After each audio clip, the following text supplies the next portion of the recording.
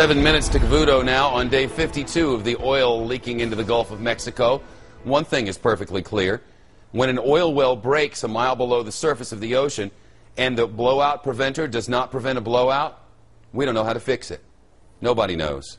For more than 7 weeks, we've watched engineers try to stop the leak, one failed attempt after another. Even the latest effort, the cap that is said to be collecting some of the oil, I mean, we don't know it, but I can't, whatever. It's still allowing a lot of oil to escape. I mean, those pictures tell the whole story. The folks in charge cannot send people down to do repairs there. The pressure would kill the divers. So instead, they rely on remotely operated vehicles, those machines that bump around on the sea floor, while people try to control them from a mile up. And while we've watched the oil spill and the failed attempts to stop it from the spilling, the government has given the go-ahead for other projects that involve drilling at even greater depths.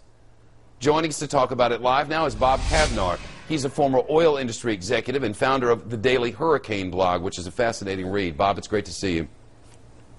Good afternoon, Shepard. Since this happened, the government has said, yes, you may drill at depths greater than this and to areas lower than this under the Earth's surface. This one, I think, goes about 2.5 miles.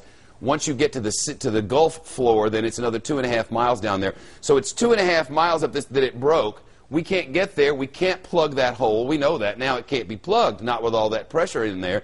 And now they've allowed others to do the same thing. And listen to this.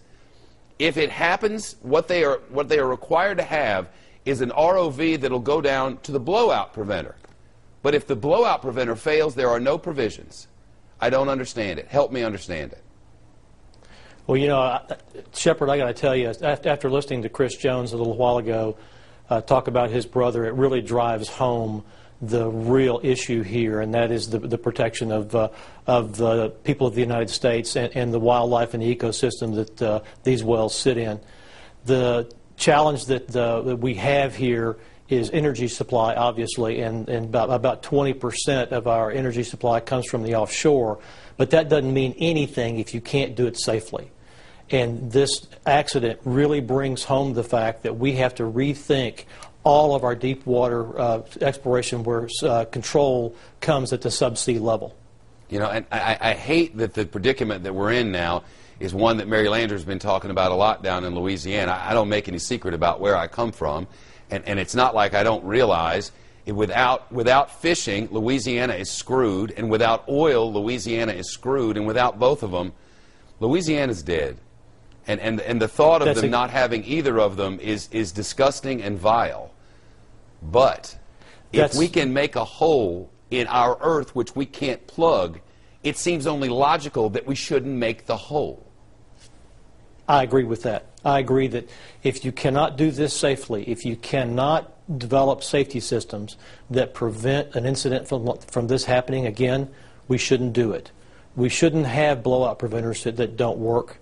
We shouldn't have systems that don't have backups that don't work. And we should not have a regulatory system that allows uncertified and untested blowout preventers to be put on a well, especially one this strong. Bob Kavnar, oil industry expert, executive founder of the Daily Hurricane blog. Bob, thanks very much. They sent out a plan a year ago for what happens if anything goes wrong down there. One of the go-to men was already dead. The phone numbers for the experts were wrong. And they knew at the time if we punched a hole in the earth and it went loose, we couldn't fix it. And now we're punching more holes in the earth that we know we can't fix at depths to which we cannot travel. What is wrong with us? Cavuto's up after a commercial. Transform.